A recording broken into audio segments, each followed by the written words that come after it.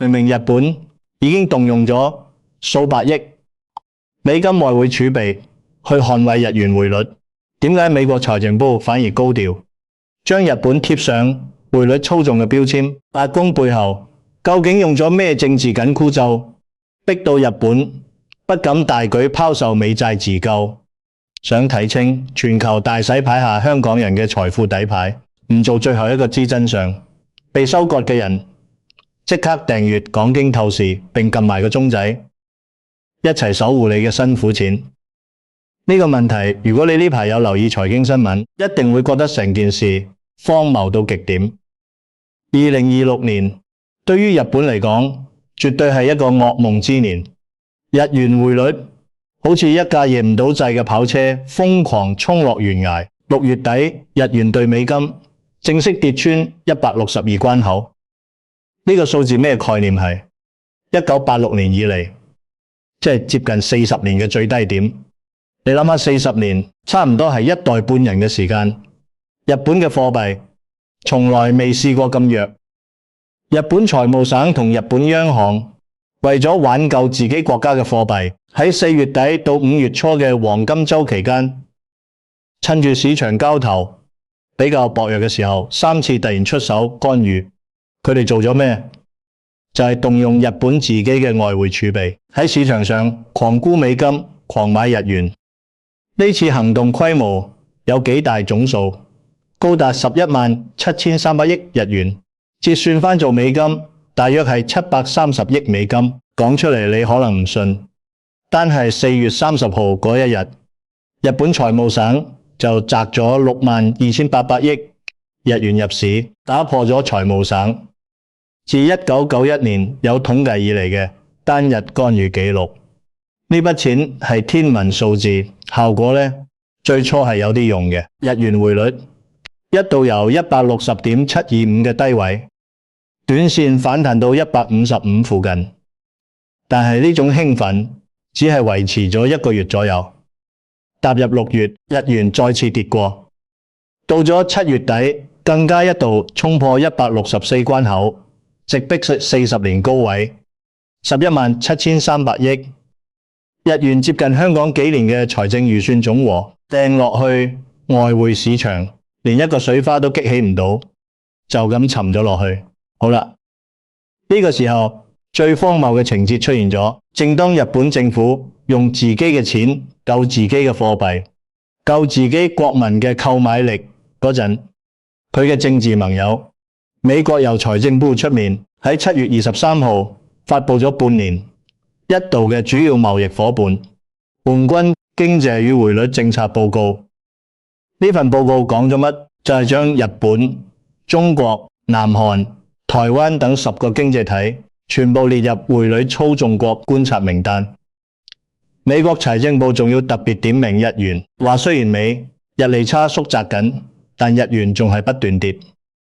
華盛頓唔落意見，到日元過度波動，敦促日本央行繼續加息。你睇下呢個畫面幾咁諷刺。日本喺外匯市場狂沽美金買日元，美國財政部就同時將日本列入觀察名單，進行公開警告同敲打。日本花自己嘅錢救自己嘅貨幣，但佢嘅盟友美國就用一套自己立嘅國內法，1988年綜合貿易與競爭法，將呢種自救行為定義為疑似匯率操縱。呢種干預被警告嘅荒謬現實背後，究竟隱藏住點樣不為人知嘅美日政治交易？點解擁有萬億美金儲備嘅日本喺美金霸權面前似一個被捆綁嘅金融人質，連動用自己嘅資產都要睇白宮面色？講到呢度，如果你都想同我一齊用最透徹嘅視角睇清全球地緣大洗牌下香港人嘅財富底牌，唔想做最後一個知真相嘅人，記得即刻訂閱我哋頻道講經透視，順手撳埋個鐘仔，一齊揾出保護你資產嘅方法。要解開呢個謎團，首先你要明白一個殘酷嘅事實，日本所謂嘅萬億外匯儲備根本唔係現金。截至2026年年中，日本持有大約11,400億美金嘅美國國債，係全世界持有美債最多嘅國家。你冇聽錯，係11,400億。但呢11,400億絕大部分唔係擺喺銀行入面嘅現金存款，而係一堆叫做美國國債嘅借據。日本嘅外匯儲備總額大約係13,000億美金，入面有高達70%以上都係配置咗喺美債上面。呢度就帶出咗一個致命嘅邏輯：死結。日本如果要獲得幾百億美金嘅現金去干預匯市，去買日元，佢必須要做嘅一件事就係喺公開市場上大舉拋售美國國債。即係話日本有夠日元就必須要先訂美債。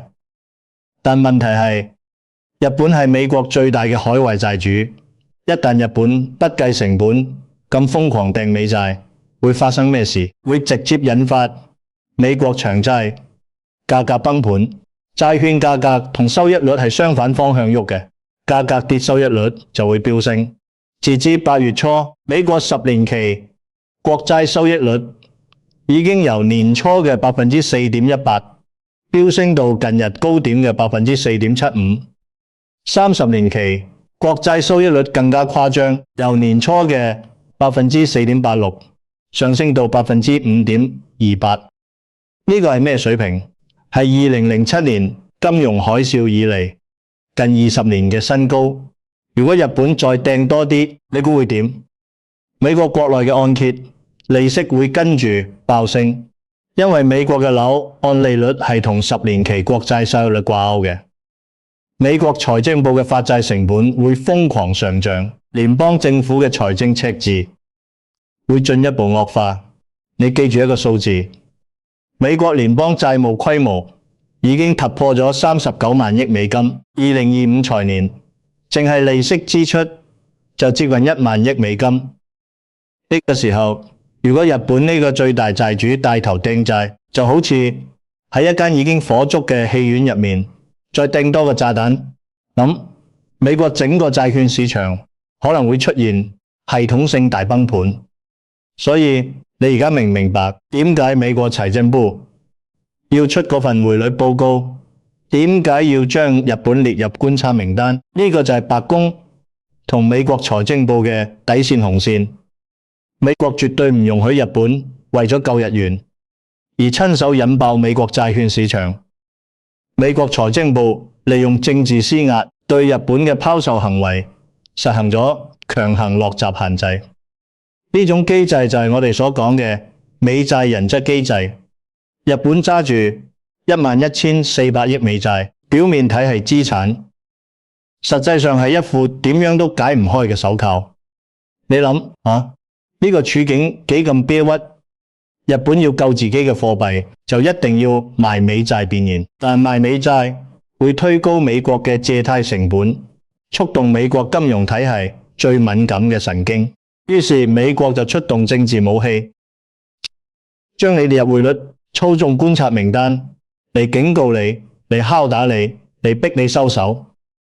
呢個就係財政人質嘅綁架機制。你嘅資產就係我嘅債券，你想動用你嘅資產，就等於打我嘅債券，我就用政治壓力逼你唔准喐。但呢個只係表面嘅第一層，真正嘅政治博弈遠比呢個複雜同陰暗。美國財政部呢份觀察名單背後嘅法律武器係咩？就係1988年綜合貿易與競爭法同2015年嘅貿易便利化與貿易執行法。呢兩條美國嘅國內法賦予咗美國財政部一項權力，每年2次審視主要貿易夥伴嘅匯率政策。如果發現有國家操縱匯率，以阻礙國際收支有效調整，或者係國際貿易中獲得不公平優勢，就可以將佢列為匯率操縱國。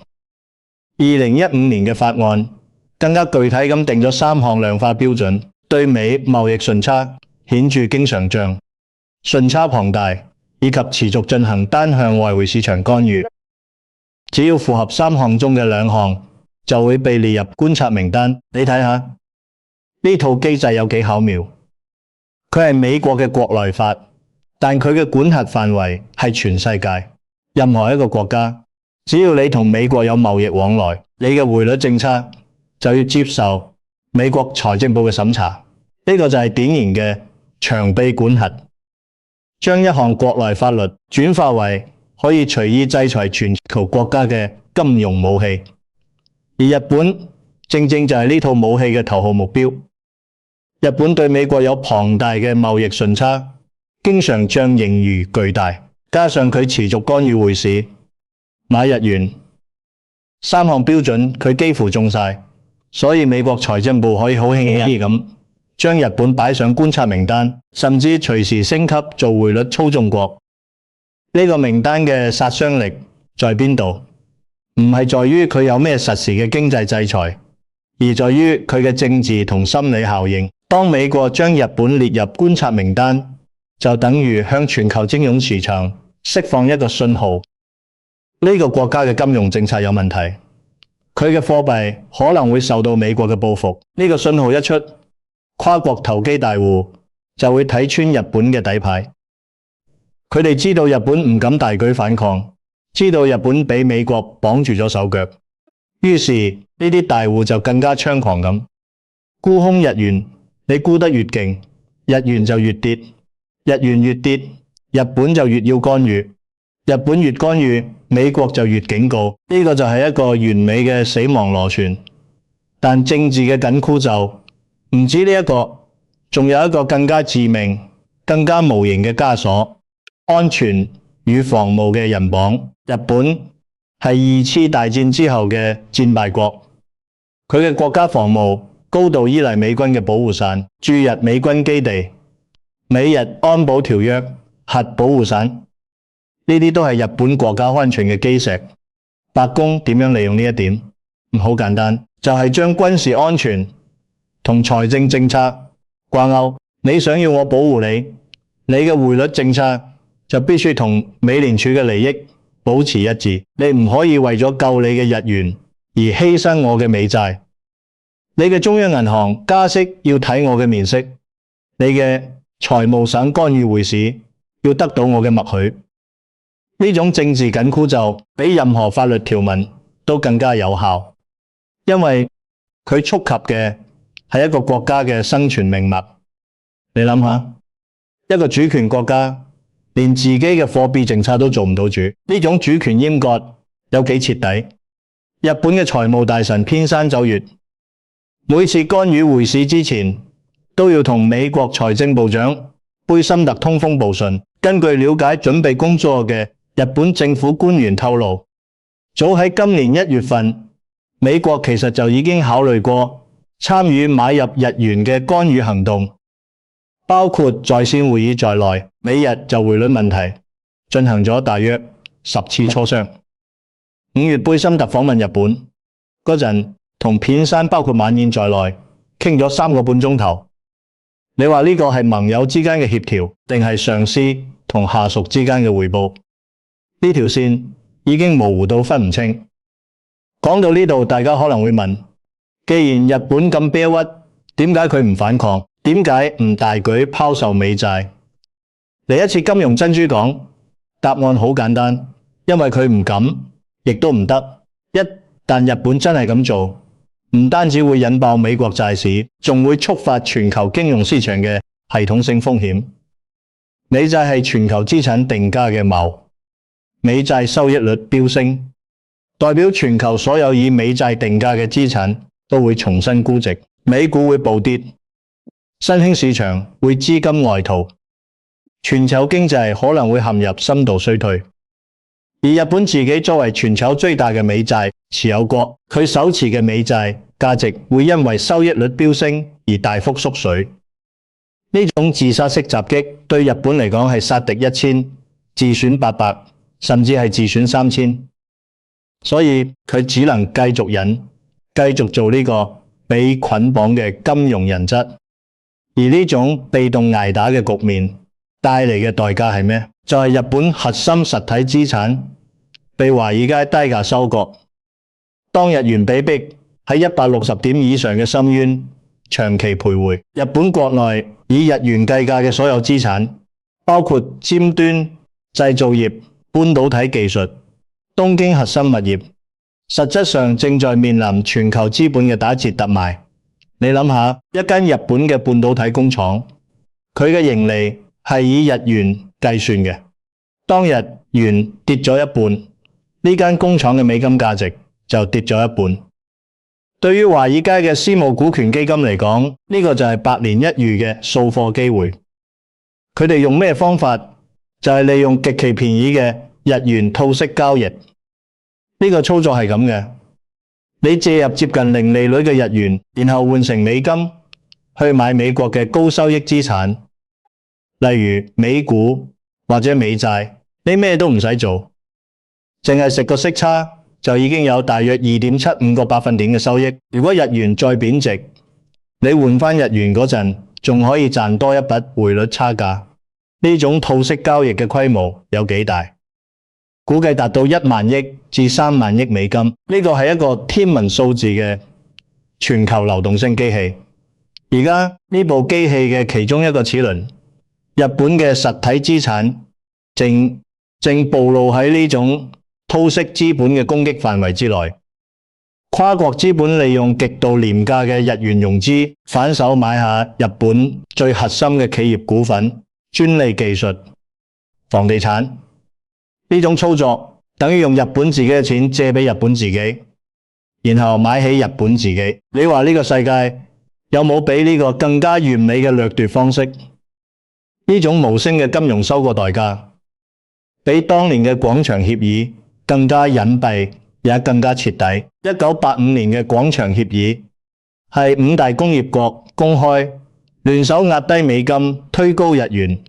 日本仲可以喺談判桌上爭取下，但今日呢種收割係透過市場機制，透過套息交易，透過政治緊箍咒嚟完成嘅。日本連反抗嘅機會都冇，因為反抗就等於自毀。睇到全球最大債權國日本喺美金霸權與政治根綁下，連用自己嘅錢救市都要被美國公開警告。你哋覺得日本未來有冇可能真正打破呢個枷鎖，大舉拋售美債自救，定係只能眼睜睜睇住自己幾十年嘅財富被華爾街收割？歡迎喺留言區一齊傾下。好啦，講完日本呢個金融人質嘅悲慘故事，呢一切同我哋香港普通人有咩關係？同你同我每個月供緊層樓，同我哋嘅強積金戶口，同我哋嘅退休計劃有咩關係？關係大到你不可以忽視。日本嘅啤屈證明咗一個殘酷嘅道理。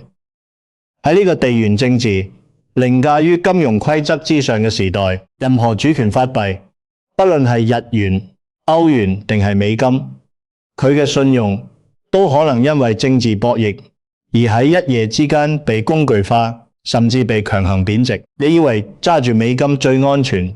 你睇下美國點樣對待佢最大嘅債主日本？你以為揸住日元最穩陣？你睇打日元40年來嘅跌幅，你以為揸住人民幣最有前景？你睇下美國財政部點樣喺份報告入面點名中國嘅匯率管理相對缺乏透明度。世界上冇任何一種主權貨幣可以完全擺脫發行國政治決策嘅影響。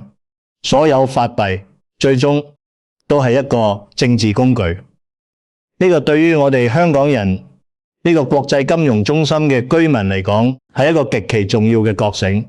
香港人嘅財富傳統上高度集中喺幾個領域：物業、股票同埋銀行存款。呢三樣嘢全部都係以港幣或者美金定價嘅，而港幣同美金係掛鈎嘅，所以本質上香港人嘅財富就係美金財富。但係如果你嘅美金財富係以美國國債嘅形式存在，例如你嘅強積金入面嘅債券基金，你嘅保險公司嘅投資組合，咁你就不自覺咁成為咗呢個美債人質機制嘅一部分。你嘅財富安全某程度上取決於日本會唔會拋售美債，取決於美國財政部會唔會將某個國家列入觀察名單，取決於白宮嘅地緣政治計算。呢個係一個令人不安嘅事實。咁普通人可以點樣做好個人嘅財富去風險化？第一，要認清大局，唔好盲目迷信任何大國主權貨幣嘅絕對安全。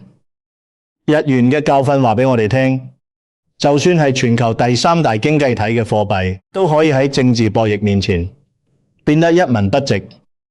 保持個人資金嘅高流動性同跨地域分流係最基本嘅防線。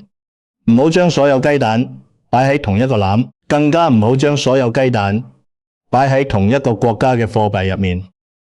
第二，配置實物黃金，將黃金視為你個人資產負債表嘅終極防護墊。點解係黃金？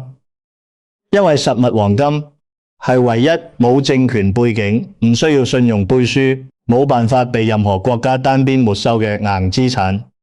你揸住一路實金，佢唔會因為美國財政部出份報告而貶值，唔會因為日本央行加息而縮水，唔會因為任何一個國家嘅政治決策而消失。黃金嘅價格可能會波動，但佢嘅本質價值作為人類幾千年以嚟嘅終極貨幣係唔會改變嘅。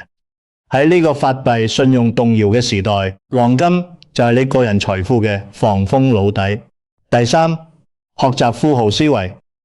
當一個舊嘅時代結束，當全球金融秩序面臨重組，手握高度靈活，唔俾任何單一信用貨幣體系鎖死嘅流動現金同防風老底，先至係你同家人度過大洗牌時代嘅終極保證。你睇下，全球嘅超級富豪呢排喺度做緊咩？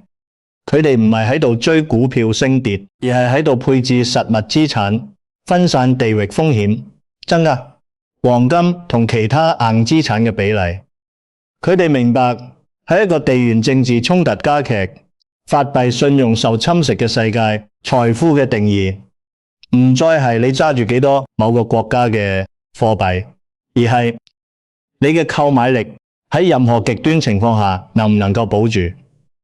聽完我呢番分析，相信大家對日本干預匯市反被警告，以及背後美日金融戰嘅殘酷真相，有咗最清醒、最實事求是嘅認識。如果你覺得今日呢啲數幫到你，睇清前路，保護到你同家人嘅辛苦錢，請幫手俾個讚，同埋分享俾身邊關心財富安全嘅朋友。仲未訂閱嘅朋友，記得撳埋訂閱。